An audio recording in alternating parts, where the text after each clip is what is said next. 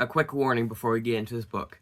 This book contains disturbing imagery, graphic violence, and I don't remember what else. I haven't read this book in a little while, but that's about it.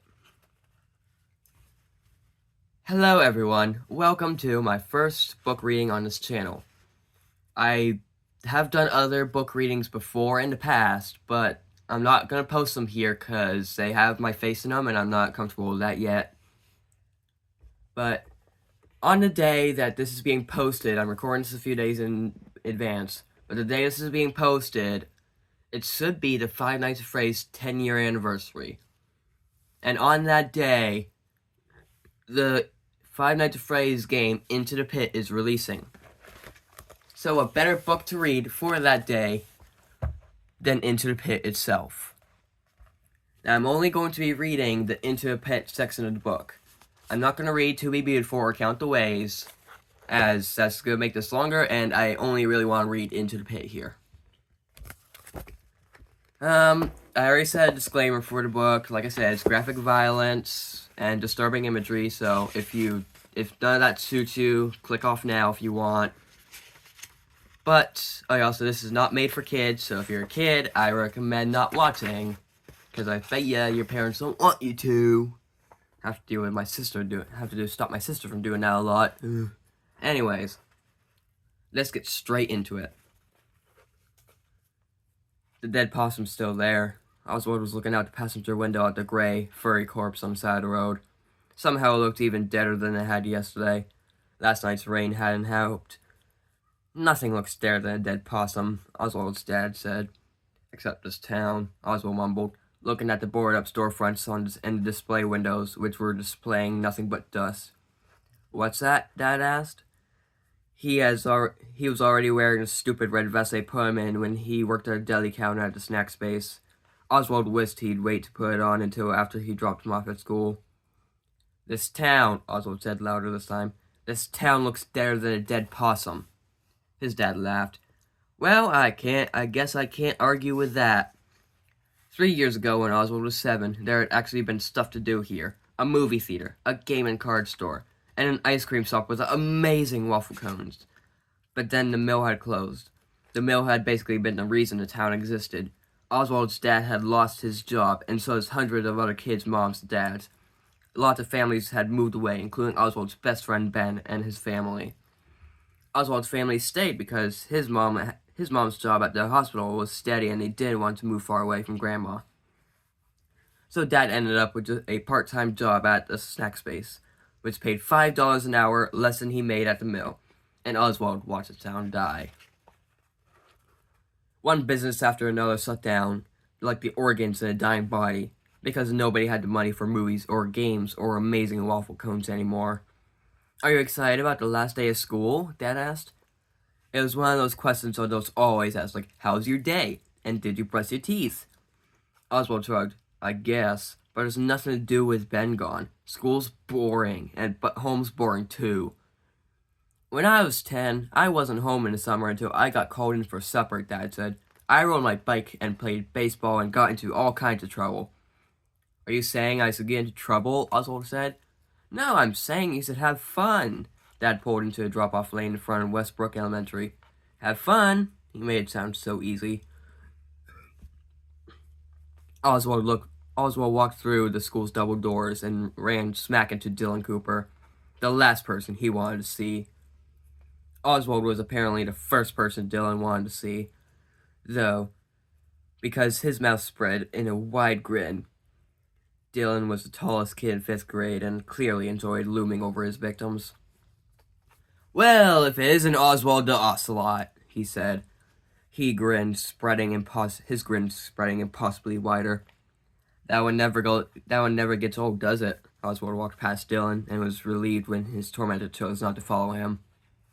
When Oswald and his 5th grade classmates were preschoolers, there was a cartoon on one of the little kids' channels, a big pink ocelot named Oswald, and as a result, Dylan and his friends had started calling him Oswald the Ocelot on the first day of kindergarten and had never stopped. Dylan was the kind of kid who picked on anything that made you different. If it hadn't been Oswald's name, it would have been his freckles or his cowlick. The name-calling had gotten much worse this year in U.S. history when they learned the man who shot John F. Kennedy was named Lee Harvey Oswald. Oswald would rather be an ocelot than an assassin. Since it was the last day at school, there was no attempt at doing any kind of real work. Miss Meacham had announced the day before that students were allowed to bring their electronics as long as they took responsibility for anything getting lost or broken. This announcement meant that no effort would be made toward any educational activities of any kind. Oswald didn't have any modern electronics. True, there was one laptop at home, but the whole family shared it, and he wasn't allowed to bring it into school. He had a phone, but it's the saddest, most out-of-date model imaginable, and he didn't want to take it out of his pocket because he knew any kid who saw it would make fun of how pathetic it was. So while the other kids played games on their tablets or handheld consoles, Oswald sat. After just sitting becoming intolerable, he took out a notebook and a pencil and started to draw. He wasn't the best artist in the world, but he could draw well enough that his images were identifiable. And there was a certain cartoony quality about his drawings that he liked. The best thing about his drawing, though, was that he could get lost in it. Excuse me. It was like he fell into the paper and became part of the scene he's creating. It was a welcome escape. He didn't know why, but lately he'd been drawing mechanical animals, bears, bunnies, and birds. He imagined them being human-sized and moving with the jerkiness of robots, and in an old science fiction movie.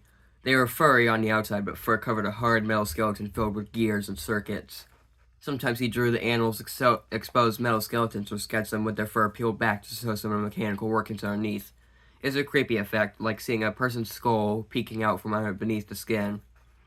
Oswald was so immersed in his drawing that he was startled when Miss Meacham turned off the lights to show a movie. Movies always seem like teachers' final act of desperation on the day before break. A way to keep the kids quiet and relatively still for an hour and a half before setting them loose for the summer. The movie Miss Meacham chose was, in Oswald's opinion, too babyish for a room full of 5th graders. It's about a farm and talking animals, and he had watched it before. But he watched it again because, really, what else did he have to do? At recess, kids stood around tossing a ball back and forth and talking about what they were going to do over the summer. I'm going to football camp. I'm going to basketball camp. I'm going to hang out at my neighborhood pool. I'm going to stay with my grandparents in Florida. Oswald sat on a bench and listened. For him, there would be no camps and no pool memberships and no trips because there's no money. And so he'd draw pictures, play his old video games, and that he'd already beaten 1,000 times, and maybe go to the library. If Ben were still here, it would have been different. Even if they were just doing the same old stuff, they'd be doing it together. And Ben would always make Oswald laugh, riffing on video game characters or doing perfect impersonation of one of their teachers. He and Ben had no matter what they did, or he and Ben had fun no matter what they did. But now summer without Ben yawned before him, wide and empty. Most days Oswald's mom worked from 12 p.m. until 12 a.m., so his dad had to make dinner. Usually they got by on frozen meals like lasagna or chicken pot pie, or on cold cuts and potato salad from the snack space deli that were still good enough to eat but not good enough to sell. When Dad did cook, it was usually things that just required boiling water. No, excuse me again. Oh, just an FYI, I might not be that good at reading. I might backtrack a bit. That's just how I am. Sorry if that bothers anyone. When Dad got their dinner ready, Oswald's job was to feed Jinx, their very spoiled black cat. Oswald often thought that he used the same amount of cooking skill in opening Jinx's can of stinky cat food as his dad used in his dinner preparation. Tonight, Oswald and Dad were sitting down to plates of blue box mac and cheese and some canned corn his dad had zapped in the microwave. It's a very yellow meal. You know, I was thinking, Dad said, squirting ketchup onto his macaroni and cheese. Why did he do that? Oswald wondered. I know you're old enough to stay home by yourself some, but I don't like the idea you staying by yourself the whole day while your mom and I are at work. I was thinking you could ride into town with me in the mornings and I could drop you off at the library. You could read, surf the net. Oswald couldn't let this one slide. How out of date could his dad be? Nobody says surf the net anymore, Dad. They do now, because I just said it. Dad forked up some macaroni.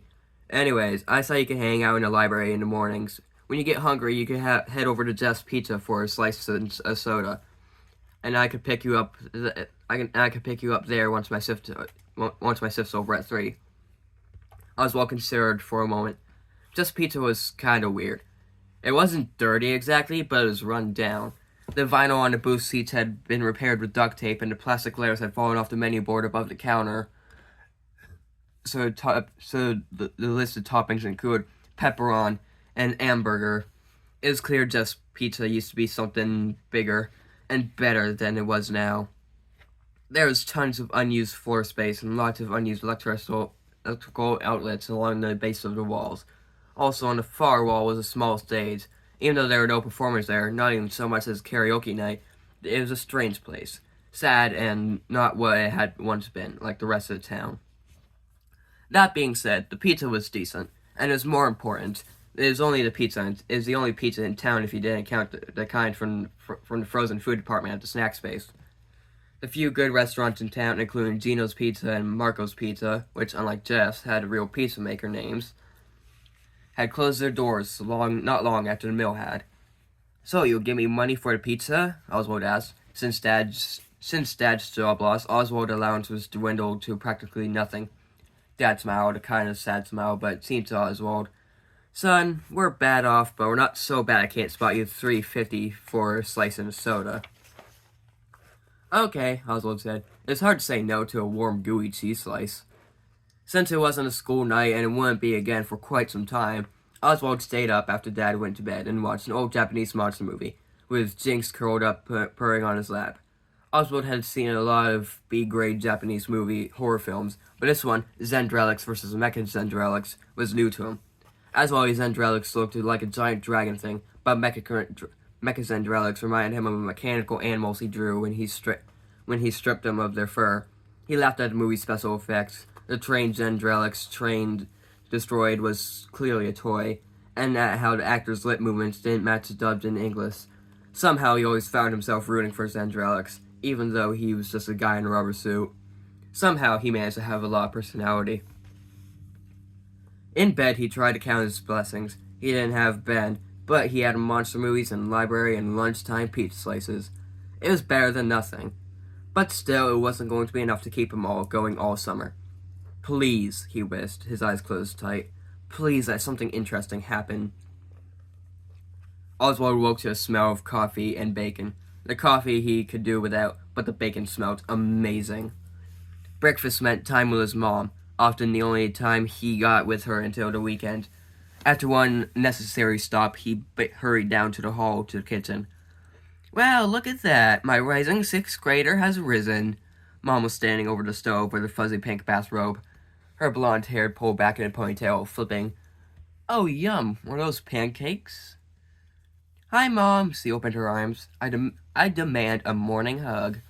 Oswald sighed like it annoyed him, but he went over and hugged her. It was funny. With Dad, he always said he was too old for hugs, but he never turned down his mom's open arms. Maybe it was because he didn't want to spend much time with her during the week. Maybe it was because he didn't get to spend much time with her during the week. While he and Dad spent so much time together, they sometimes got on each other's nerves.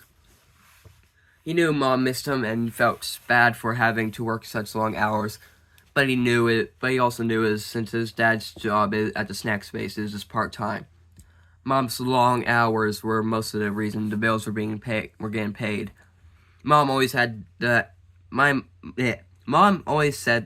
the adult life was a fight between time and money. The more money you earned to spend on bills and necessaries,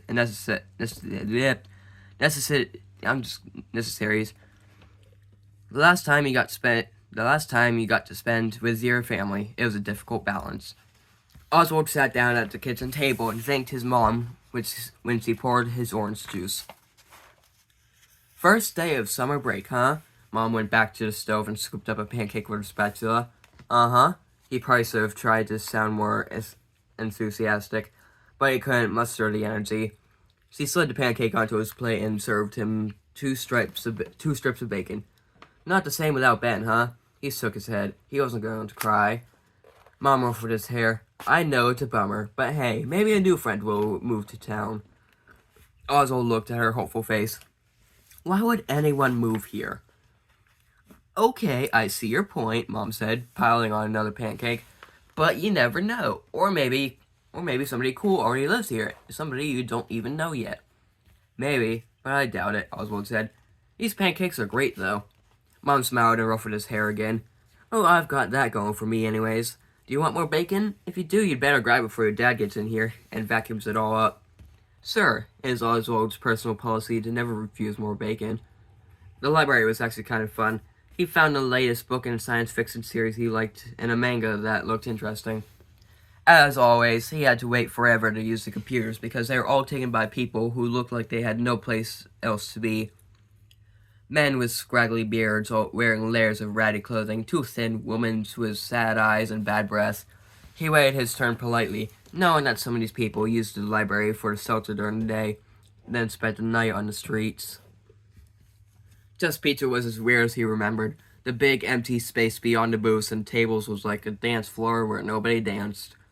The walls were painted with a pale yellow, but they must have used cheap paint or only one coat because shapes of whatever had been on the walls before were still visible. It had only been some kind of mural with people or animals, but now it just had shadows behind a thin veil of yellow paint. Oswald sometimes tried to figure out what the shapes were, but they were too blobby to make out. Then there was the stage that never got used, standing empty but seemingly waiting for something.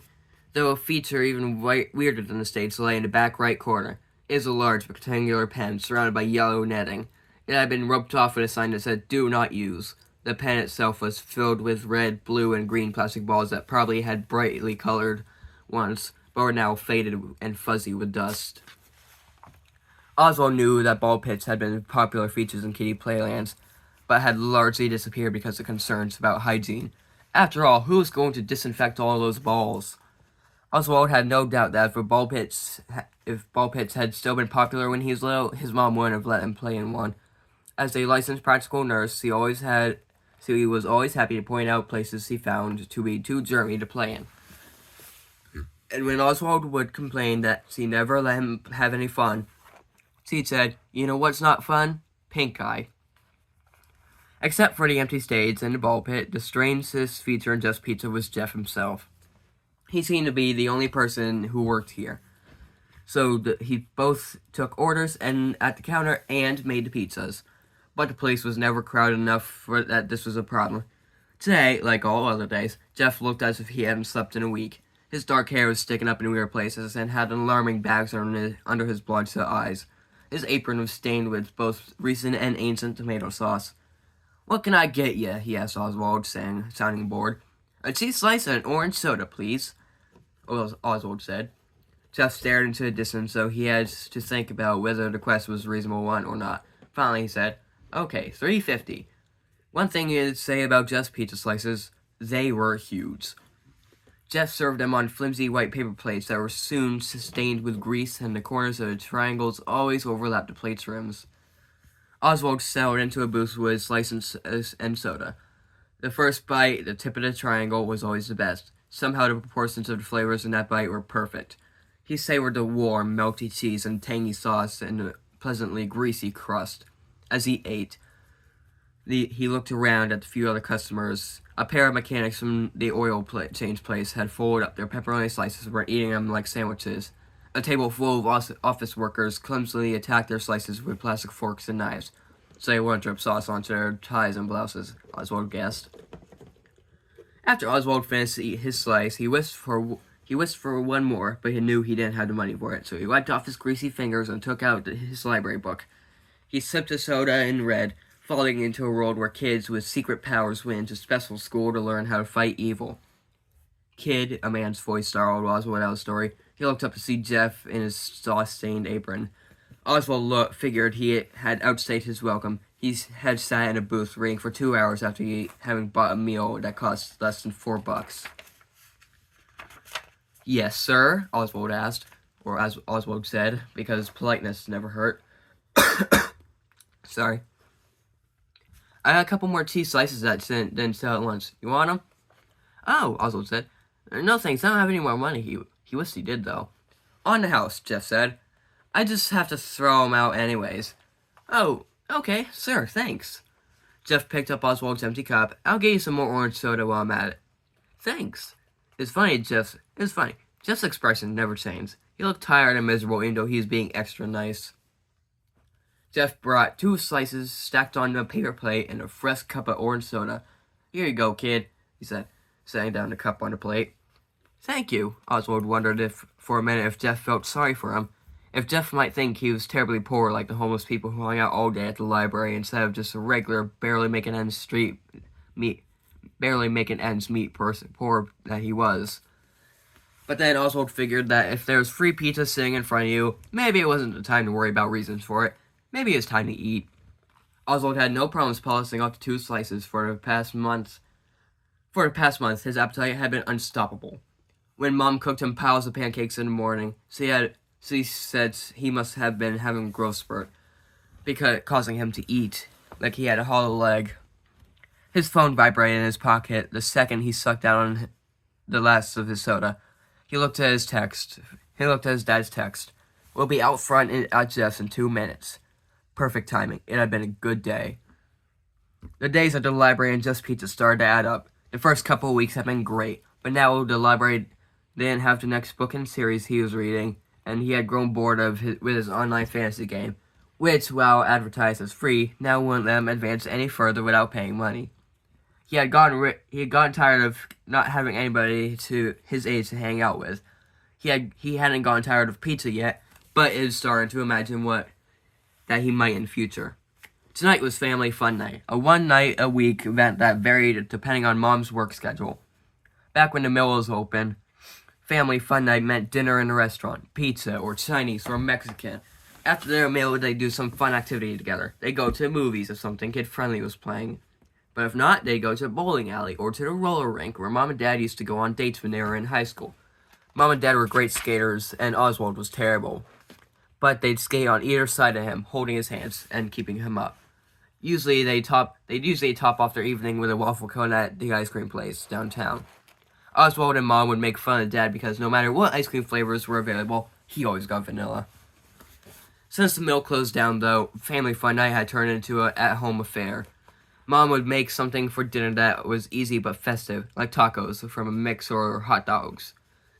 They'd eat and play board games, or watch a movie they'd rented from the Redbox. It was still fun, of course, but sometimes Oswald wished aloud for the old days of seeing new movies at the theater and having waffle cones after. And Dad had to remind him that the important thing was they all got to spend time together. Sometimes when the weather was nice, they'd have a family fun night. They'd pack a picnic of cold cuts and salad courtesy in the snack space and head to the state park. They'd eat their dinner at a wooden table and watch squirrels and birds and raccoons. Afterward, they'd go for a walk on one of the hiking trails. These outings were always a nice change, but Oswald was also aware these were the only family fun nights that ever got them out of the house. Picnics were free. Tonight they were staying in. Mom had made spaghetti and garlic bread. They played a game of Clue, which Mom won as she usually did. And now they were piled up on the couch together in their pajamas with a huge bowl of popcorn between them, watching a remake of an old science fiction movie.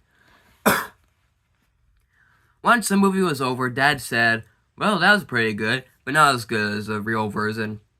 "What do you mean, the real version?" Oswald said. "That was the real version." "Not really," Dad said. "I mean, it was set in the same universe as the real version, but it was a kind of cheap knockoff of the one that came out when I was a kid." Dad always had to be so opinionated. He could never just watch something and enjoy it. "So the best movies are always the ones that you watched when you were a kid," Oswald said. "Not always, but in this case, yes." Dad was settling in. Oswald could tell for one of his favorite things, a good argument. "But the special effects in the original version stink," Oswald said. "All those puppets and rubber masks." I'll take a puppet or model over CGI any day," Dad said, leaning back on the couch and propping his feet on the coffee table. "That stuff is so slick, it's fake. It's got no warmth, no texture, and besides, you like those old Zenderex movies, and the special effects in those are terrible." "Yeah, but I watch those to make fun of them," Oswald said, even though he really did think Zendralix was pretty cool. Mom came in from the kitchen with bowls of ice cream. Not as good as Waffle Cone Place, but nothing to turn your nose up at either. Okay, if you guys don't cut out the nerd argument, I'm going to pick the next movie we watch, and it's going to be a romantic comedy. Oswald and his dad stood up immediately. That's what I thought, Mom said, passing around the bowls of ice cream. As Oswald was laying in bed, sketching his mechanical animals, his phone vibrated on his nightstand. There's only one person other than his parents who ever texted him.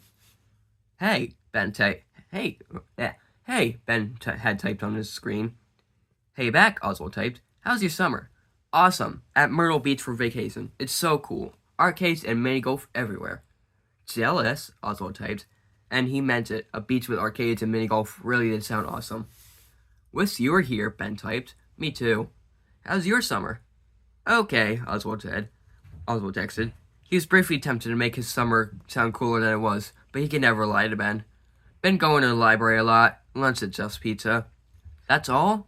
It did sound pathetic compared with a family trip to the beach, he texted. Pretty much, yeah. I'm sorry, Ben texted, and then, that pizza place is creepy.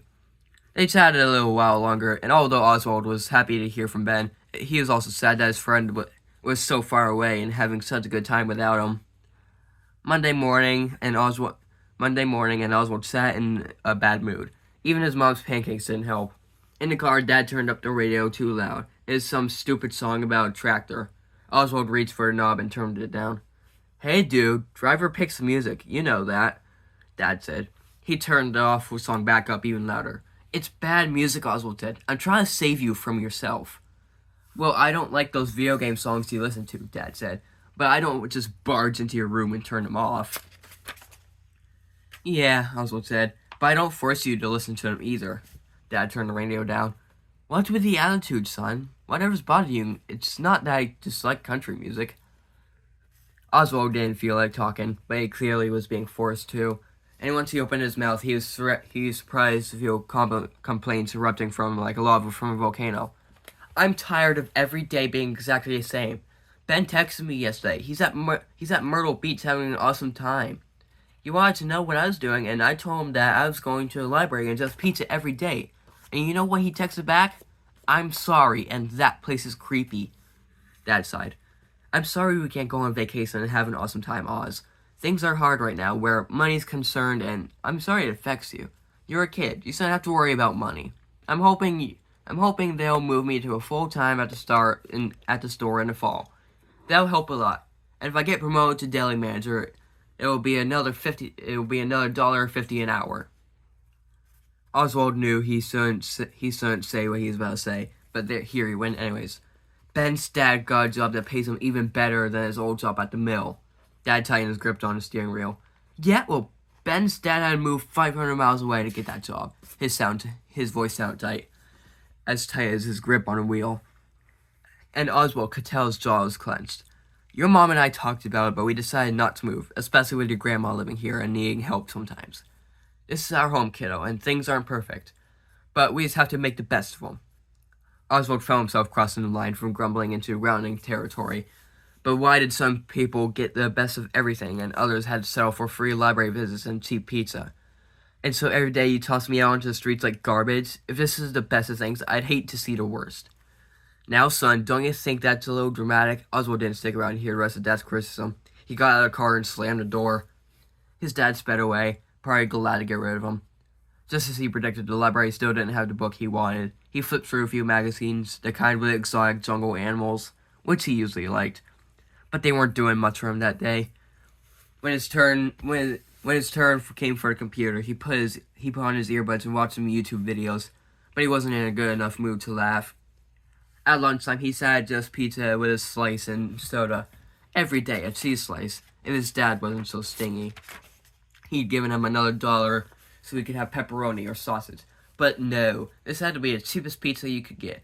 Sure, money was tight, but really, was another $1 a day gonna break the bank? Looking around the place, Oswald decided Ben was right. Just Pizza was creepy.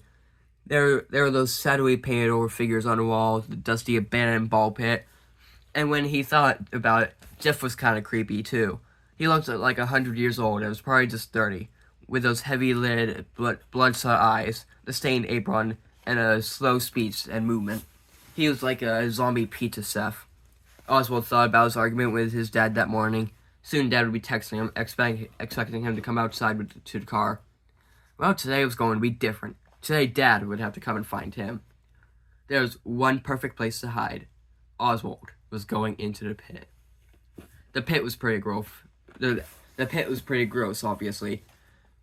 The pit was pretty gross, really. Obviously untouched for years. The plastic spheres were covered in gray, fuzzy dust. But hiding in there would be a great prank on his dad. His dad, who was always dropping him off to pick him up like somebody's dry cleaning, would actually have to get out of the car and make an effort for a change.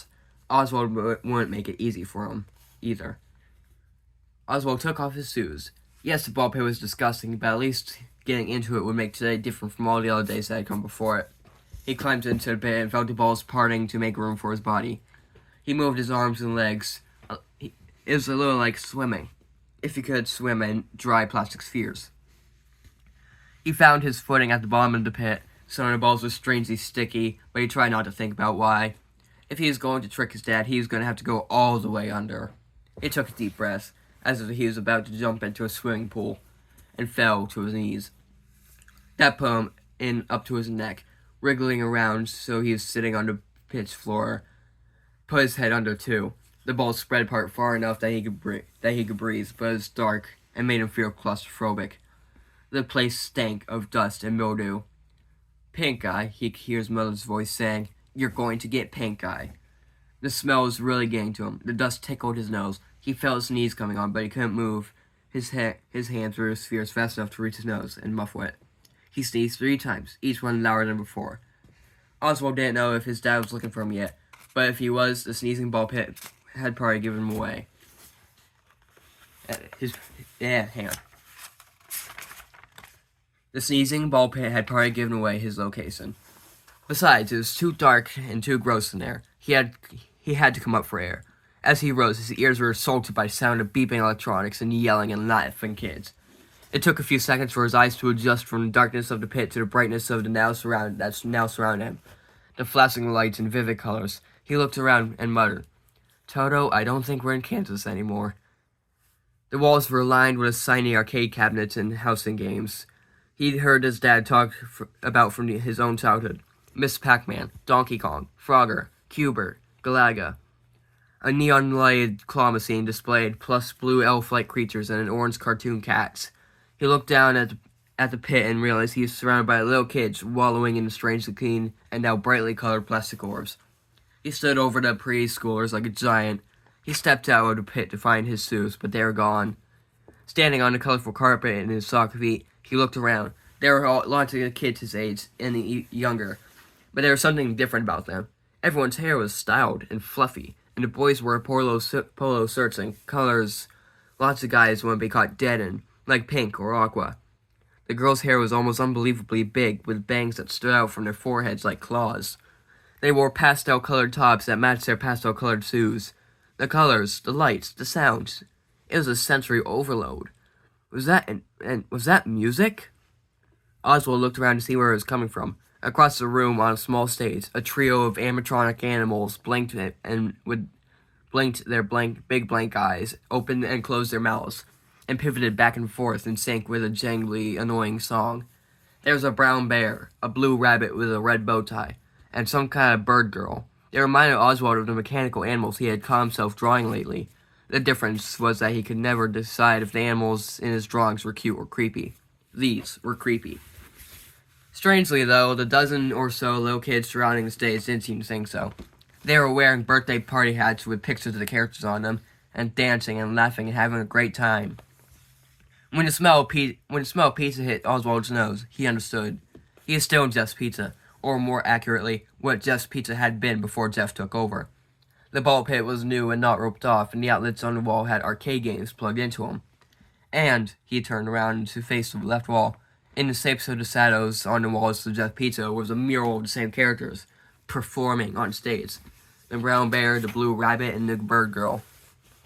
Below their faces were the words, "Freddy Fazbear's Pizza." Oswald inside turned to ice water. how this happened. He knew where he was, but he didn't know when it was or how he got there. Somebody bumped into him, and he jumped more than it was normal. Since he felt the physical contact, this must not be a dream. He couldn't decide if this fact was good news or not. "Sorry, dude," the kid said. He was about Oswald's age, and he was wearing a light yellow polo with the collar turned up. Hang on.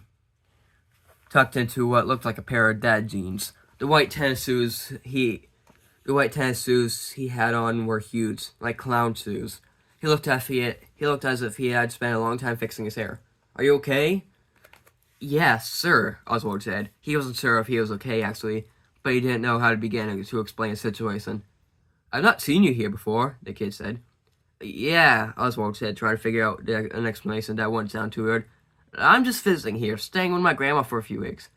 "This place is great, though. All these old games." "Old games?" the kid said, raising an eyebrow. "You're joking, right?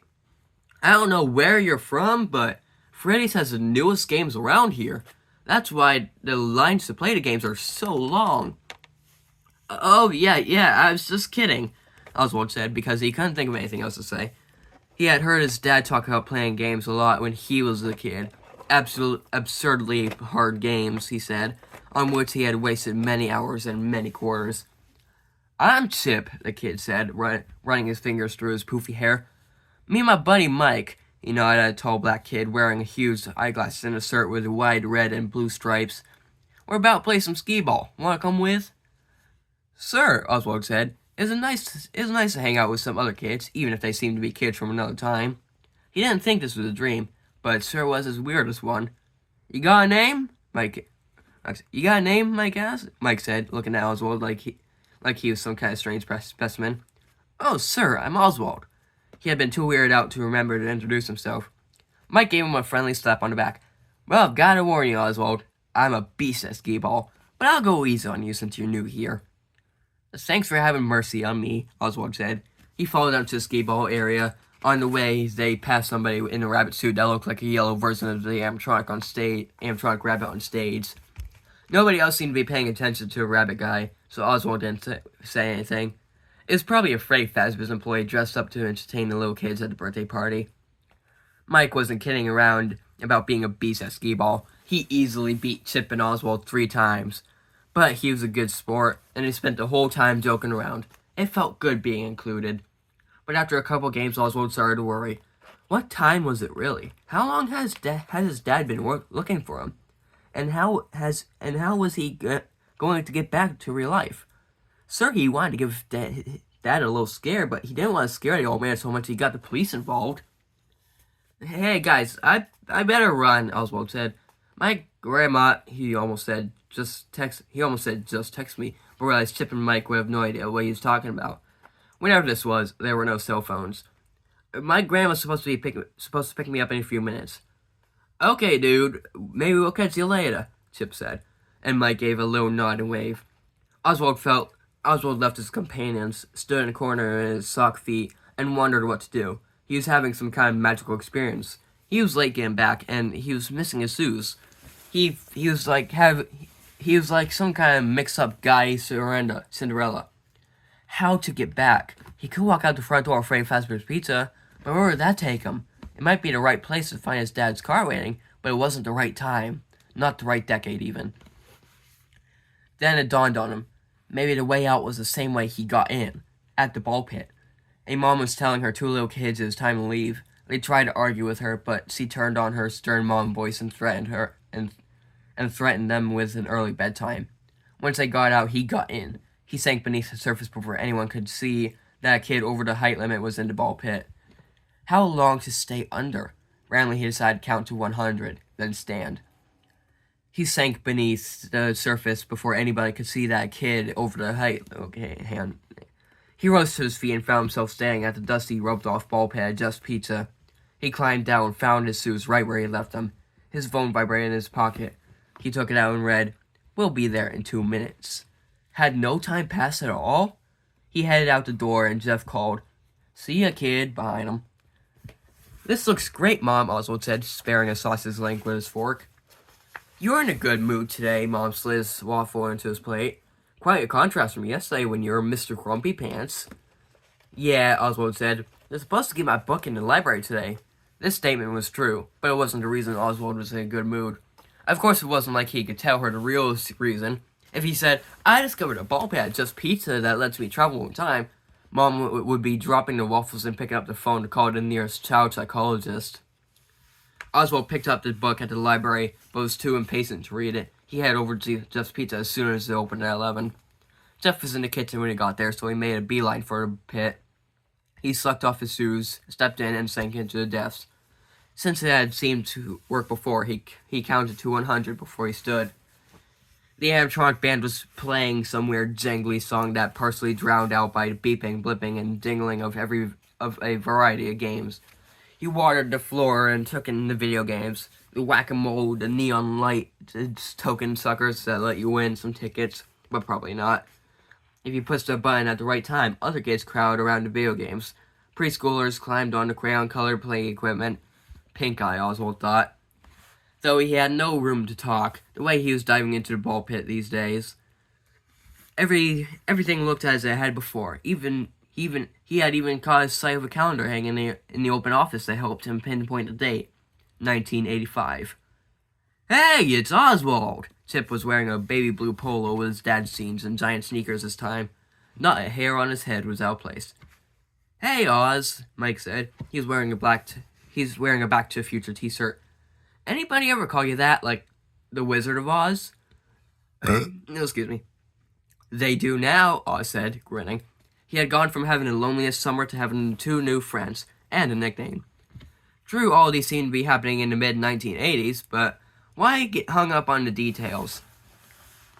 Hey, Chip said. We just ordered pizza. You want to come have some? We ordered a lot, so there's more than we can eat. Speak for yourself, Mike said, but he was grinning. Okay, Chip said. How about I say it's more than we should eat? Want to join us? Oswald was curious how Freddy Fazbear's pizza compared to his jest. Sir, thanks. On the way to their table, they passed someone in the same yellow rabbit suit who was standing in the corner, still as a statue. Chip and Mike either didn't see him or ignored him, so Oswald tried to ignore him as well. Why hide in a corner like that, though? If he worked for a restaurant, surely he wasn't supposed to act all creepy. At the table, a young woman with big blonde hair and blue eyeshadow served them a large pizza and a pitcher of soda. In the background, the animatronic band played on. The pizza was pepperoni and sausage with crispy crust, and a nice change from plain cheese slices. You know, Mike said between bites, when I was little, I loved Freddy Fazbear's band. I even had a stuffed Freddy I used to sleep with. Now I look up at the stage, and those things give me the creeps. It's weird, huh? How stuff you like as a little kid gets creepy when you're older. Chip helped him to another slice. Like clowns. Yeah, or dolls, Mike said between bites. Sometimes I look at my sister's dolls all lined up on a sofa in her room, and it's like they're staring at me. Or like that guy in a yellow rabbit costume, Oswald thought, but he didn't say anything. After they demolished the pizza, they played some skee-ball, Mike mopping the floor with them again, but was being really nice about it. Oswald didn't worry about time anymore because apparently their time here didn't pass the same way as in his own time zone. After skee-ball, they took turns playing air hockey in pairs. Oswald was surprisingly decent at it and even managed to beat Mike once. When they started to run low on tokens, Oswald thanked them for sharing their wealth. Excuse me. And said he hoped to see them again soon. After they had said their goodbyes, Oswald waited until no one was looking and disappeared into the pit. Hanging out with Chip and Mike turned into a regular thing. Today, they weren't even playing games. They were just sitting at booths, drinking sodas and talking, trying to ignore the animatronic animals' annoying music as much as they could. You know what movie I liked, Chip said. His polo shirt was peach colored today. Oswald loved the guy, but really, didn't he own one shirt that wasn't the color of an Easter egg? The Eternal Song. Seriously, Mike said, pushing his glasses up on his nose. That movie was so boring. I was like, The Eternal Song is the perfect title for this movie because I don't think it's ever going to end. They all laughed and Chip said, "What do you think of it, Oz?" I haven't seen that one, Oswald said. He said that a lot when hanging out with with Chip and Mike. Oswald always listened to him talk about movies and shows they liked. When they mentioned one he didn't know, he'd look it up online when he got home. He made a list of 80s movies he wanted to watch and checked the TV listings on DVR to see when any of them might be showing. Oswald participated in Chip and Mike's conversations as much as he could. It's kind of like being a foreign exchange student, it's like being a foreign exchange student. So he sometimes had to fake his way through by smiling and nodding and being generally agreeable. "Man, you need to get out. You need to get out more," Mike said. "Maybe go to the movies with Chip and me sometimes." "That'd be cool," Oswald said. Because what else could he say? Actually, I'm from the distant future, and I don't think it's physically impossible for me to see you in any place but in Freddy Fazbear's in 1985. They'd both think that was a joke on Mike because his favorite movie was Back to the Future. "Name one movie you've seen that you really like," Chip said to Oswald. "I'm trying to figure out what your taste is." Oswald's mind went blank. "What movie from the 80s? E.T.? E.T.?" Mike slapped the table, laughing. "E.T. was like 3 years ago. You do really need to get out more." "Do they not have movie theaters where you come from?" "They do," Oswald thought. "And they have Netflix and PlayStation and YouTube and social media," but he didn't say it. Of course, there was technology. Chip and Mike talked about that he had only the vaguest knowledge of like VCRs and boomboxes and cassette tapes, and he constantly had to remind himself not to talk about things like cell phones and tablets and the internet. He tried not to wear t-shirts with characters and references that might confuse them, or the other customers at 1985 Freddy Fazbear's. "Yeah, we definitely need to bring you up to date," Chip said. "If you only knew," Oswald thought. "Hey, do you want to go play some games?" Mike said. I feel the skee ball calling me, but I promise I'll go easy on you guys." Chip laughed. "No, you won't. You'll murder us." "You guys go ahead," Oswald said. "I think I'll just stay at the table." "What, and watch the show?" Mike said, nodding in the direction of creepy animatronics on the stage. "Is something wrong? If you've suddenly decided you like Freddy Fazbear's music, we need to get you help fast." "There's nothing wrong." "No, there's nothing wrong," Oswald said, but really something was. For his first few visits in 1985, Freddy Fazbear's, it hadn't even occurred to him that he was basically mooching off Chip and Mike's generosity because he never had any money of his own. And even if he wasn't broke in his own time zone, would the money he brought from the present day even work in 1985? It was kind of pitiful, being broke in 2 decades. He said, "I just feel like I'm always taking your money because I never have any." "Hey, dude, it's cool," Chip said. "We haven't even noticed." "Yeah," Mike said. "We just figured your grandma never gave you money. I know my grandma doesn't except when it's my birthday." They were being really nice, but Oswald still felt embarrassed if they had talked about his lack of money. That meant that they had noticed it. "How about I just go hang out with you while you play?" Oswald said. When he stood up, he felt a strange heaviness in his pockets. Something in them was so heavy he felt his jeans might fall down. He reached his pockets and pulled out double handfuls of 1985 Freddy Fazbear's game tokens. He produced handful after handful and dumped them on the table. "Or we could play using all of these," he said. He had no idea how to explain the magic that had just occurred. "I guess I forgot I was wearing these pants, the ones that had all the tokens in them." Tip and Mike looked a little confused, but then they grinned and started ranking coins from the table into their empty soda cups. Oswald did the same. He just decided to go with the weirdness. He didn't know how the tokens got there, but then again, he didn't really know how he got there either. In the morning, as Dad was driving him to the library, Oswald asked, "Dad, how old were you in 1985? I was just a couple years older than you," Dad said. And other than baseball, all I could think about was how many quarters I had to spend at the arcade." "Why'd he ask?" "No reason in particular," Oswald said. "Must have been doing some research. Just pizza. Back before it was just pizza. It was some kind of arcade, wasn't it?" "Yeah, it was," Oswald. Oh, Dad's voice sounded strange, nervous maybe. He's quiet for a few seconds and said, "But it closed, like everything else in this town," Oswald said. "Pretty much, yeah," Dad said, pulling up in front of the library. Maybe it was Oswald's imagination, but it seemed like his dad was relieved to get to their destination so he wouldn't have to answer any more of the questions. At 11 o'clock sharp, Oswald headed over to Jeff's Pizza, as it had become his habit. With Jeff nowhere in sight, Oswald proceeded to the ball pit. After his count to 100, he stood. There were noises, but not the usual ones from Freddy Fazbear's. Screams, crying children, yells for help, the fast footfalls of people running. Chaos.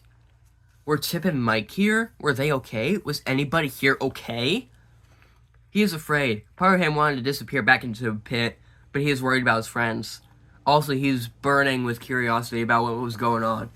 Even though he knew whatever it was horrible. He wasn't in danger, he told himself, because this was the past, a time way before he was born. His life couldn't be in danger a time before he even existed, could it? His stomach in knots, he moved through the crowd, past crying mothers running with their toddlers in their arms, past dads grasping child's hands and leaning swiftly towards the exit, their faces mask of shock. "Chip? Mike?" he called out, but his friends were nowhere to be seen. Maybe they hadn't come to Freddy Fazbear's today. Maybe they were safe.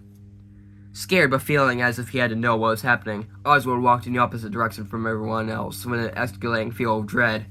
In front of him stood the man in a yellow bunny costume. If it was a man under there. The bunny opened a door that said private and went inside. Oswald followed. The corridor was long and dark. The rabbit looked at him with blank eyes and an unchanging grin, then walked further down the hall. Oswald wasn't chasing the rabbit.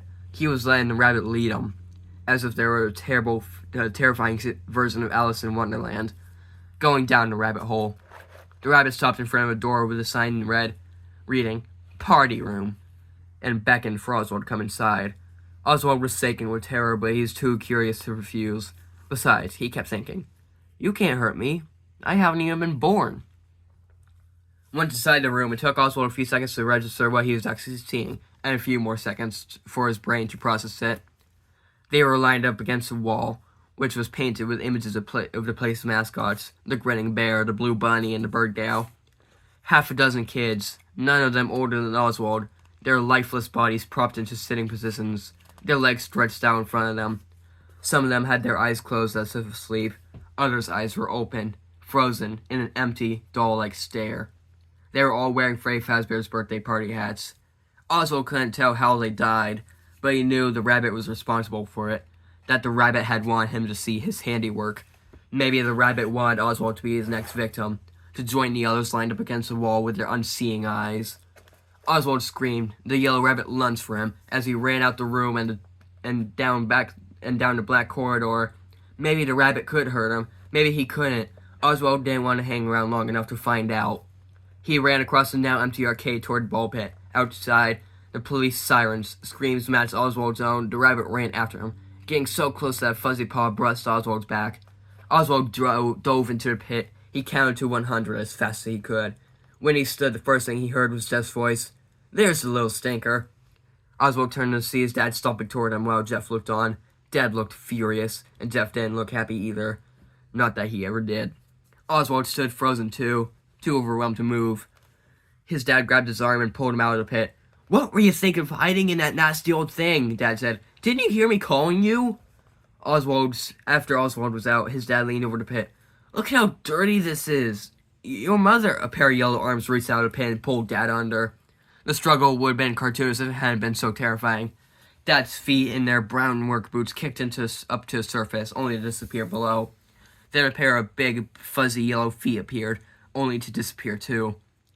The balls in the pit roiled like a stormy sea, and there still, the yellow rabbit rose from the pit, adjusted his purple bow tie, brushed off his front, and turned to Oswald, grinning. Oswald backed away, but the rabbit was beside him, its arm firmly around Oswald's shoulder, guiding him toward the exit. Oswald looked at Jeff, who stood behind the counter. Maybe Jeff would help him, but Jeff wore the same hangdog expression he always wore and just said, "See you later, guys."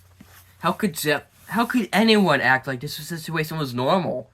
Once the rabbit got him outside, it opened the passenger door of Dad's car and pushed Oswald in. Oswald watched as the bunny buckled in his seatbelt and started the car. He tried to open the door, but the bunny had activated the power lock from the driver's side. The bunny's mouth was frozen in a reckless grin. Its eyes stared blankly. Oswald pushed back the button again, even though he knew it wouldn't work. "Wait," Oswald said. "Can you do anything? Can you do any of this? Can you even drive a car?" The bunny said nothing but started the car and pulled it into the street.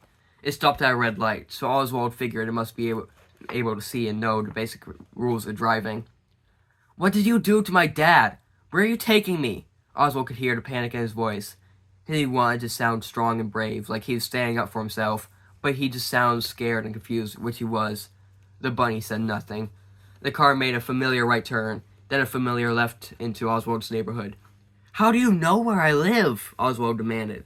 Still silent, the bunny turned into the driveway in front of Oswald's ranch-style house. "I'll run for it," Oswald thought. "As soon as this thing unlocks the car door, I'll run to a neighbor's house and call the police once I'm safely inside." The locks clicked, and Oswald jumped out of the car. Somehow the bunny was standing right in front of him. It grabbed his arm, and he tried to break free, but his grip was too strong. The bunny dragged Oswald to the front door, then yanked off the chain around Oswald's neck that held his house key.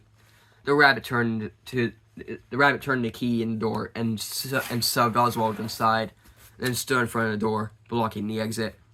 Jinx the cat wandered into the living room, took one look at the rabbit, arched her back, puffed out her tail, and hissed like a cow in Halloween decoration. Oswald had never seen her act scared or unfriendly before, and he watched as she turned her tail and fled down the hall. If Jinx knew the situation was bad, it must be really bad. "You can't do this," Oswald said to the rabbit in tears. He didn't want to cry. He wanted to look strong, but he couldn't help it. This is kidnapping or something. My mom will be home soon, and she'll call the police." It was a total bluff, of course. Mom wouldn't be home until after midnight. Would he even be alive by the time his mom got home? Was his dad even alive now? He knew the bunny would grab him if he tried to make a run for the back door. "I'm going to my room now, okay? I'm not trying to escape. I'm just going to my room." He backed away, and the bunny let him. As soon as he got inside his room, he slammed the door and locked it. He took a deep breath and tried to think. There was a window in his room, but it was high and too small to climb through. Under his bed, Jinx let out a low growl. Oswald could hear the bunny outside his door, as if he made a phone call. It would hear him, but maybe he could send a text. He took out his phone with shaking hands and texted, "Mom, emergency. Something's wrong with Dad. Come home now." Oswald knew, even as he texted, that he wouldn't be coming home now because he was always dealing with medical emergencies at work. Sometimes it took her a long time to check her phone. It was Dad who Oswald was supposed to contact in the event of emergency, but obviously that wasn't going to work now. A miserable hour passed until Oswald's phone vibrated, afraid the rabbit might still be listening outside the locked door. He picked up without saying hello. "Oswald, what's going on?" Mom sounded terrified. "Do I need to call 911? "I can't talk now," Oswald whispered. "I'm on my way home, okay?" She hung up. 15 minutes seemed to pass more slowly than Oswald thought was possible. Then there was a knock on Oswald's door. Oswald jumped, his heart in his throat. "Who is it?" "It's me." "Mom, it's me," Mom said, sounding exasperated. "Open the door." He opened the door just a crack to make sure it was really her. Once he let her in, he closed it and locked the door behind him. "Oswald, you need to tell me what's going on." Mom's brow was furrowed with worry. "Where to start? How to explain without sounding crazy?" "It's Dad. He's not okay. I'm not even sure where he is." Mom put her hands on both of his shoulders. "Oswald, I just saw your dad. He's laying on the bed in our bedroom watching TV. He made you a chicken pot pie for dinner. It's sitting on the stove." "What? I'm not hungry." He tried to wrap his mind around his mom's words. "You saw Dad?" Mom nodded. He was looking at him like he was one of her patients instead of her kid. Like she was trying to figure out what was wrong with him. "And he's okay?" She nodded again. "He's okay, but I'm worried about you." She put her hand on his forehead as if checking for a fever. "I'm okay," Oswald said. "I mean, if Dad's okay, I'm okay. He didn't seem okay." "Maybe it's good school starting back. I think you're spending too much time by yourself." What could he say? "Actually, I've been spending time with my new friends in 1985. Maybe so. I probably should start going on. I should probably just go on to bed. I have to get an early start in the morning. I think that's a good idea, Mom said. She put her hands on his cheeks and looked him directly in the eyes. And listen, if you're going to text me at work, make sure it's a real emergency. You scared me. I thought it was a real emergency. I'm sorry. It's alright, honey. Get some rest, okay? Okay. After Mom left, Oswald looked under the bed. Jinx was still there, crouched in a ball-like position, or crouched in a ball like she was trying to make herself as small as invisible as possible. Her eyes wide and looked terrified. It's okay, Jinxie, Oswald said, reaching underneath the bed and wiggling his fingers at her. Mom says it's safe. You can come out now. The cat wouldn't budge. Oswald lay in his bed. If Mom said Dad was there and okay, then it must be true. Why would she lie? But Oswald knew what he had seen. He had seen the yellow thing as he started to think of it, drag his dad into a pit. He had seen the yellow thing climb out of the pit, felt his grip on his arm, sat beside it in the car as it drove him home. Or had he? If Mom said Dad was home and was okay, he must be. Oswald trusted his mom, but if Dad was okay, it meant Oswald hadn't seen what he thought he saw, and that must mean Oswald was losing his mind. After only a few hours of fitful sleep, Oswald woke to the aroma of frying ham and baking biscuits. His stomach rumbled, reminding him that he had missed dinner last night. Everything felt normal. Maybe he should just treat yesterday like a bad dream and and try to move forward. A new school year, a new beginning. He stopped in the bathroom, then made his way to the kitchen. Feeling better? Mom asked. There she was, her hair in a ponytail, wearing her pink fuzzy bathrobe, fixing breakfast just like always. Something about this fact made Oswald feel tremendously relieved. Yeah, he said. I'm pretty hungry, actually. Now that's a problem I can fix, Mom said. She set down a plate with 2 ham biscuits on it and poured him a glass of orange juice. Oswald ate the first ham biscuit in 3 big bites. The yellow thing walked in and sat across from him at the breakfast table. Mom? Oswald's heart beat like a jackhammer in his chest. The ham biscuit sat heavy in his churning stomach. What is it, hon? Her back was turned as she fiddled with the coffee maker. Where's Dad? She turned around, the coffee pot in her hand. Oswald, your dad is sitting right across from you. If this is some kind of elaborate prank, you could cut it out right now because it has officially stopped being funny. She poured a cup of coffee and sat down in front of the yellow thing, which stared straight ahead, its mouth set in an unchanging grin. Oswald knew he wasn't getting anywhere. Either he was insane, or his mom was. Okay, I understand. I'll cut it out. I apologize. Maybe I excuse so I can get ready for school? Of course, Mom said. She was looking at him kind of funny again. Oswald stopped in the bathroom to brush his teeth, then went to his room to get his backpack. He peeked under his bed to find Jinx still hiding there.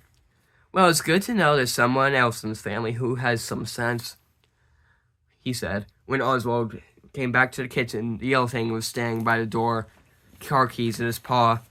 It's, Dad taking me to school? Oswald asked. He didn't know if he could bear sitting beside it in the car again, hoping he was watching the road as it stared through the windshield with his empty eyes. Doesn't he always? Mom said. He could hear the worry in her voice. Have a good day, okay? Seeing no choice, Oswald got in the car beside the yellow thing. Once again, it locked all the doors from the driver's side. It backed out of the driveway and passed a jogging neighborhood, who waved at it just as if it was his dad. I don't understand, Oswald said on the edge of tears. Are you real? Is this real? Am I going crazy? The yellow thing said nothing, but just stared at the road ahead. When it pulled up in front of Westbrook Middle School, the crossing guard and the kids crosswalk didn't seem to notice the car was being driven by a giant yellow rabbit. Hey, Oswald said before he got out of the car. Don't bother picking me up this afternoon. I'll just catch the bus. The school bus was a big yellow thing that he could handle, because it is some kind of cosmic law. The first person Oswald saw in the hall was Dylan, his tormentor. Well, if it isn't Oswald to us, give it a rest, Dylan. Oswald said, pushing past him. "I've got way bigger problems than you today." It was impossible to concentrate in class. Usually Oswald was a pretty decent student, but how could he focus on his life and possibly his sanity falling apart? Maybe he could talk to someone, the school counselor or the school police officer. But he knew anything that came out of his mouth would sound dangerously crazy. He could how could he convince a police officer that his dad was missing, and if everybody who looked at the yellow thing saw Oswald's dad? There was no one to help him. Oswald was going to have to figure out how to solve this problem himself. At recess, he sat on a bench by the playground, grateful that he didn't have to pretend how to listen to a teacher and could just think. He couldn't imagine how his life could be. He couldn't imagine how his life could get any weirder. The yellow thing seemed to think it was his father. This was weird enough, but why did everybody else think he was his father too?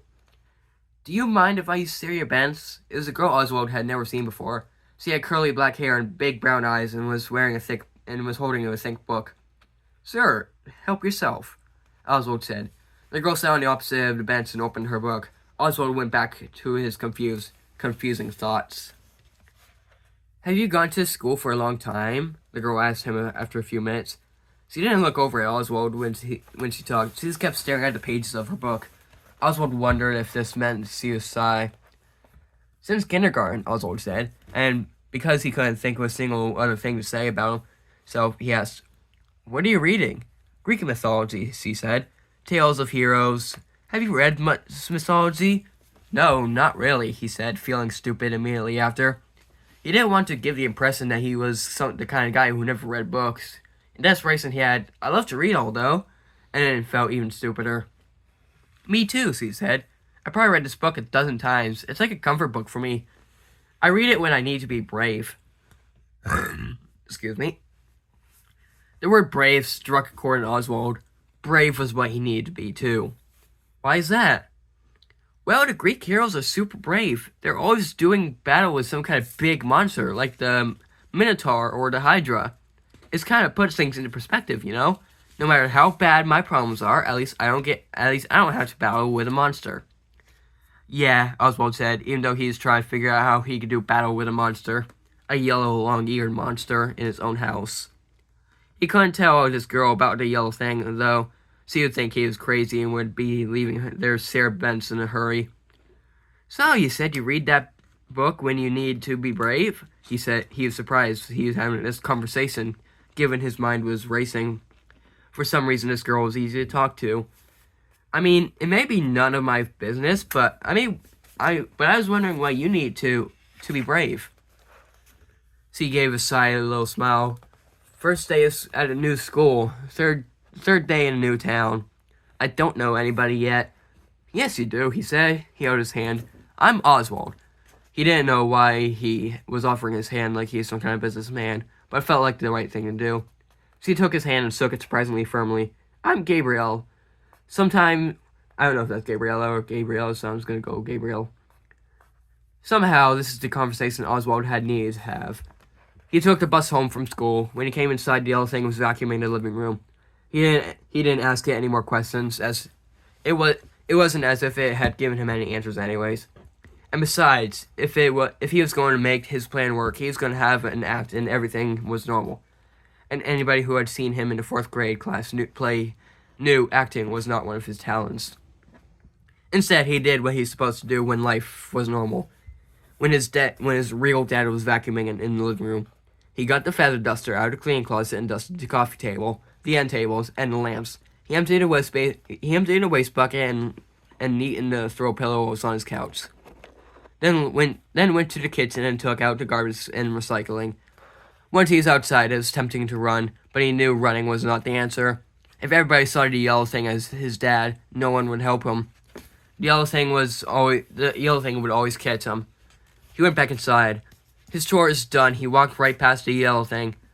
"I'm gonna go chill out a while before dinner," he said, even though the possibility of relaxing in any way was unimaginable. He went to his room, but he didn't close his door. Instead, he took off his shoes, sprawled on the bed, and started drawing in his sketchbook. He didn't want to draw mechanical animals. but they seemed to be all he could draw. He saw his sketchbook and started reading a manga, or at least pretending to. Normal. The plan would only work if he acted like everything was normal. When the rabbit appeared in his doorway, he managed to not to gas. It beckoned for him the same way it had when it led him to the murder room at Freddy Fazbear's, and he followed it to the kitchen. On the table was one of the grocery store pizzas his dad had kept in the freezer, baked to a pleasing golden brown, and 2 glasses of fruit punch Oswald liked. The pizza had barely been sliced, which was a relief, because Oswald couldn't imagine what he would have done if he had seen the thing holding a knife. Run screaming out into the street, probably. Oswald sat down at the table and helped himself to a slice of the pizza. He didn't feel much like eating, but he knew he couldn't act like anything was wrong. He took a bite of pizza, a sip of punch. "Aren't you going to eat anything, Dad?" he asked. It was hard calling the thing Dad, but he managed. The yellow thing sat across from him was in silence with his unblinking stare and frozen grin. An untouched pizza slice on a plate in front of it, beside an untouched glass of punch. Could it even eat? Oswald wondered. Did it need to? What was it anyways? At first he thought it was a guy in a suit, but now he wasn't too sure. It was some kind of highly sophisticated animatronic animal, or a real flesh and blood giant bunny. He didn't know which possibility was the most disturbing. With great effort, he finished the pizza slice and a glass of punch. Then he said, "Thanks for dinner, Dad. I'm gonna go get a glass of milk and go do my homework now." The yellow thing just sat there. Oswald went to the refrigerator. He checked to make sure the yellow thing wasn't watching and poured some milk into the bowl. Once he was in his room, he didn't close and lock the door because he wouldn't if he were home with his dad. Normal so as not to arouse suspicion. He slid the bowl of milk under his bed and where Jinx was still hiding. "It's okay, it's gonna be okay, girl," he whispered. He hoped he was right. He sat on his bed and in a few minutes he heard Jinx lapping the milk. He knew from past experience that even when terrified, she couldn't turn down dairy products. He had a half-hearted attempt at his homework, but he couldn't concentrate. All he could think about was his dad. The yellow thing had dragged his dad into the pit and under the surface. Did this mean his dad was at Freddy Fazbear's circa 1985? Wandering around an arcade of games he had played as a kid? That was the most likely explanation, unless the yellow thing had killed. No, he couldn't let himself think that. His dad was alive. He had to be. The only way to know was to go back into the pit. But first he was going to have to get out of the house without the yellow thing noticing. Oswald waited until dark, then waited some more. Finally, he grabbed his shoes and tiptoed out of his room and into the hall in his sock feet. The door to his parents' bedroom was open. He sneaked a glance inside as it crept past. The yellow thing was lying on his back and on his parents' bed. It appeared to be staring at the ceiling, or maybe it wasn't staring. Maybe it was asleep. It's hard to tell since its eyes didn't close. Did it even need to sleep? Holding his breath, he passed his parents' room and tiptoed into the kitchen. If the yellow thing caught him, he could always say that he was just getting a drink of water. The kitchen was the best escape route. The door there was less squeaky than the front door. He slipped into his shoes and pulled the door open slowly, inch by inch. When it was opened just wide enough, he slipped through and shut it softly behind him. Then he ran. He ran through his neighborhood and past neighbors walking their dogs and kids riding their bicycles. Some people looked at Oswald strangely as if he couldn't figure out why. People ran in this neighborhood all the time. But then he realized he wasn't running like doing it for exercise. He was running like something was chasing him. And it might be. It was a long way just pizza on foot, and Oswald knew he couldn't keep up this pace all the way there. He slowed to a walk after he was out of his neighborhood and chose to walk the side street instead of coming to a more direct route, so he'd be harder to follow. He was afraid Just Pizza might be closed by the time he reached it, but when he arrived hot and out of breath, the light open sign was still on. Inside, Jeff was at the counter, watching a ball game on TV, but otherwise the place was empty. "You know we just serve whole pizzas at night. No slices," Jeff said his usual monotone, as always. He looked exhausted. "Yeah, I just stopped by to get a soda to go," Oswald said, his gaze roaming on the roped-off ball pit. Jeff looked muzzled, but finally said, "Okay, let me get a pie out of the oven. That'll get it for you. Orange, right?" "Right, thanks." As soon as Jeff disappeared into the kitchen, Oswald ran to the back corner and dove into the pit. The familiar musty smell filled his nose as he sank beneath the surface. He sat on the pit's floor, counting to 100 as he always did, even though he wasn't sure it served any purpose in getting him to make the jump to Freddy Fazbear's in 1985. He sifted on the pit's floor and felt something solid pressed against his lower neck. A shoe. It felt like the sole of a shoe. He scooted around and grabbed it. It was a boot, a steel-toed work boot, like his dad used to wear at the work at the mill, and now wore to his job at the snack space. He moved his hand up a little. An ankle in the kind of thick boot sock his dad liked. He crawled further across the floor of the pit. The face. He had to feel the face. If it was some giant furry head like the yellow things, he might never stop screaming, but he had to find out. His hand found his shoulder. He reached to his chest and felt cheap fabric of white undershirt. He was shaking as it reached higher. He felt an unmistakably human face, skin and stubble, a man's face. Was his dad? And was he? He had to be alive. He had to be. Oswald had seen shows where people had been in an emergency situation, suddenly developed amazing strength and found themselves able to lift the front end of a car or tractor. This was the kind of strength Oswald needed to find. His dad wasn't a big man, but he was still a man and weighed at least twice as much as his son. He had to move his dad if he was going to save him. If this even was his dad, if this wasn't some kind of cruel hoax set up by the yellow things saying to trap him, Oswald couldn't let himself think these thoughts. Not if he was going to do what he had to do. He got behind the person, grabbed under his armpits, and pulled. Nothing happened. Dead weight. Oswald thought, "No, not dead. Please, not dead." He pulled again, this time more force, making a noise that was somewhere between a grunt and a roar. This time the body moved, and Oswald pulled again, standing and getting this person's head and shoulders above the surface. It was his dad, pale and unconscious, but breathing, definitely breathing, and around them not Freddy Fazbear's in 1985, but the normal present-day weirdness of Jeff's Pizza. How could Oswald get him out? He had called Mom as a nurse. As a nurse, he would know what to do, but if he thought he was crazy or lying, he felt like a boy who cried wolf, or the boy who cried rabbit. He felt it before he saw it, the presence behind him, the awareness of something in his personal space. Before he could turn around, a pair of furry yellow arms locked around him in a fearsome embrace. He got his right arm free enough to jab his elbow into the yellow thing's midsection. He got loose, but the thing was blocking the exit to the pit. He couldn't get out of the pit by himself, let alone with his poor passed-out dad acting more than thinking. Oswald charged at the rabbit with his head down. If he could just throw it off the balance or knock it on the surface, maybe he could make it end up in 1985 Freddy Fazbear's and buy Oswald and his dad some time to escape. He headbutted the yellow thing and knocked it into the ropes and netting that surrounded the ball pit. It stumbled a little, righted itself, and arms outstretched lunged toward Oswald. It pushed Oswald against the wall of the pit, its eyes dead as always, its unhinged jaws to reveal double rows of fangs as sharp as scimitars. Mouth opened freakishly wide. It lunged for Oswald's throat, but he blocked it with his arm. Pain pierced Oswald's forearm as the yellow thing sank its fangs into its skin. Oswald used his good arm to punch the rabbit hard in the face before the fangs pierced too deeply. Fangs?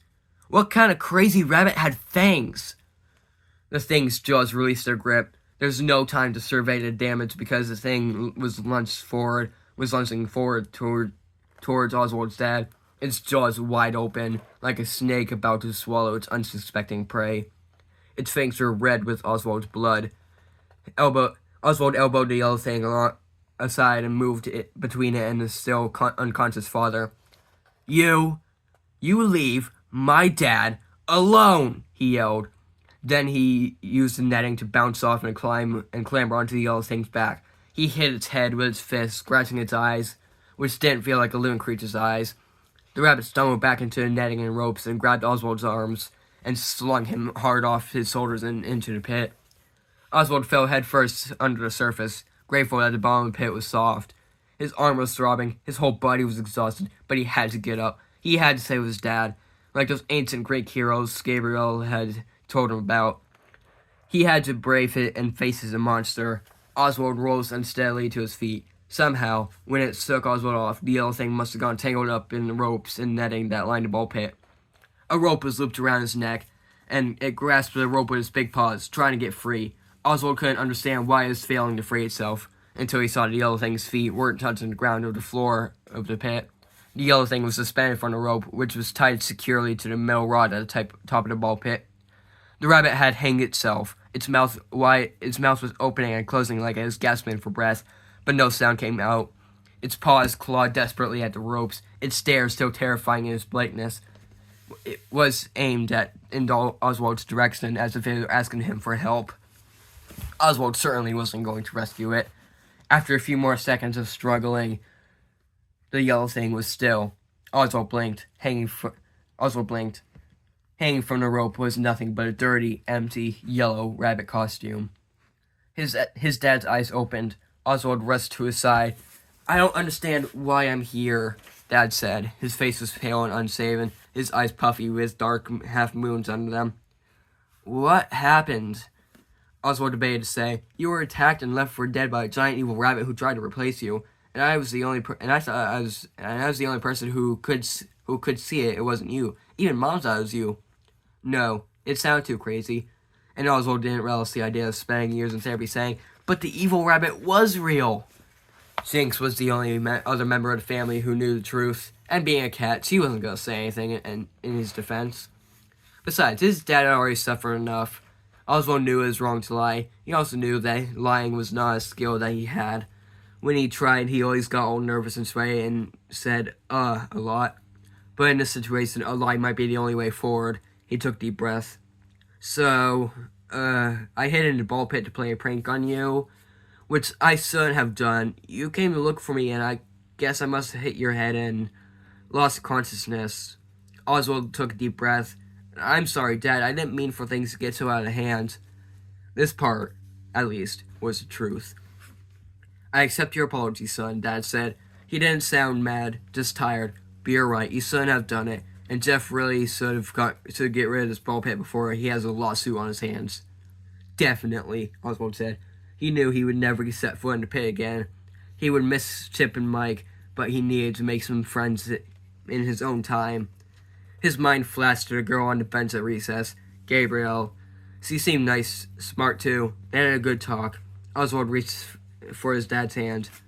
"Let me help you stand up." With Oswald steadying him, Dad rose to his feet and let his son lead him to the exit of the ball pit. He paused to look up at the hanging yellow costume. "What is that creepy thing?" "I have no idea," said Oswald. This, too, was the truth. They climbed out of the pit and walked through Jeff's Pizza. Jeff was wiping the counter, still watching the ball games on the restaurant's TV. Had he not seen or heard anything?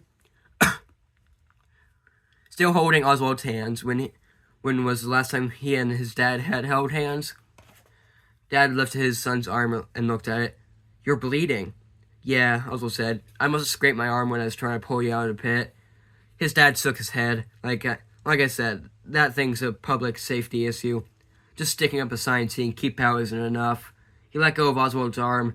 We'll get your arm cleaned up at the house, and then your mom can dress the wound once she gets home from work." Oswald wondered what his mom would say when she saw the fang marks.